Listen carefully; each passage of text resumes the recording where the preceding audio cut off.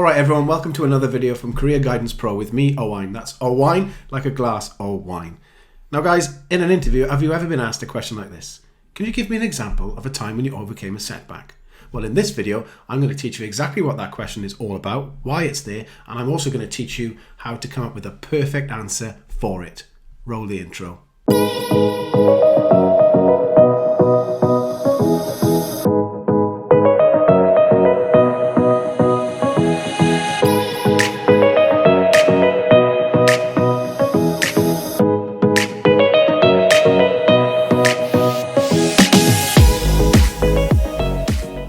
All right, let's get into it.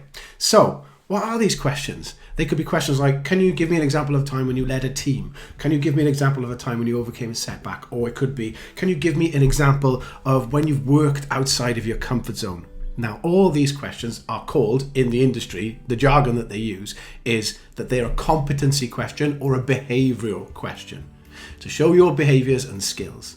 Now, the reason why they're there is because the interviewer or the interview panel or the assessors, they want to find out how you fit, how your behaviour and personality in your previous roles will fit into what the company are looking for. Are you the type of person that can work for this new company that you're going for a job with? All right, that's why the question is there. Now, when I was a recruitment consultant, I used to do hundreds of interviews. I saw thousands of CVs, but when I was doing the interviews and talking about competency questions and asking them, I really got some terrible answers. Now, a terrible answer to one of these questions, let's use, can you give me an example of a time when you overcame a setback as an example? I'd ask that question and the rubbish, sort of noob answer would be, yes, I was working in a team and one of our team members had to drop out because of a family emergency. And then we had to complete the job by ourselves and we did it. Well, that is a bit of a rubbish answer, because it shows you haven't fleshed it out. You haven't used a system to have a nice big elaborate answer that shows exactly what you did and how you overcame that difficulty and what the difficulty is. There's no information there.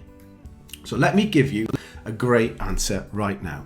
And I'm going to do it using the STAR technique. Now the STAR technique stands for situation, task, action, and result. And if you use that, you cannot fail to answer these questions properly.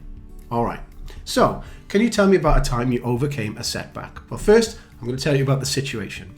So the situation my team and I were in, we were preparing a training conference for health and safety for Western Power Distribution. Now, they're one of the biggest energy providers in the UK. And we had a team of 4 presenters working on the days that we were going to deliver. On the 3rd day of rehearsal, with only 3 remaining, one of our team members had to drop out because unfortunately her mother became really ill. So we lost a team member. So all of a sudden, guys, you've given people the situation and the task.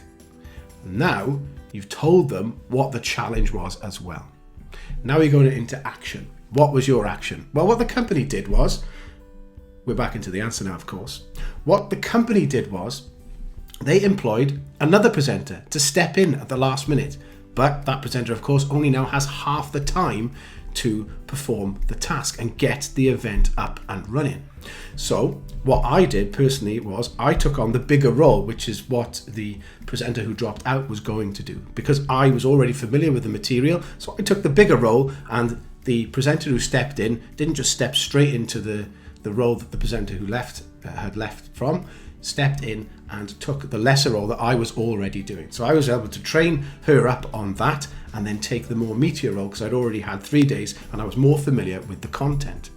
And the result was, as we started the first day of a 3-month tour around all different Western Power distribution depots, every day we started that first week and it was as if we'd been doing it for months. We were really well prepared and she'd slotted into the team really well with our backing and our support. And by me taking the bigger role, it seemed to work really seamlessly. And that's a great answer to that competency question.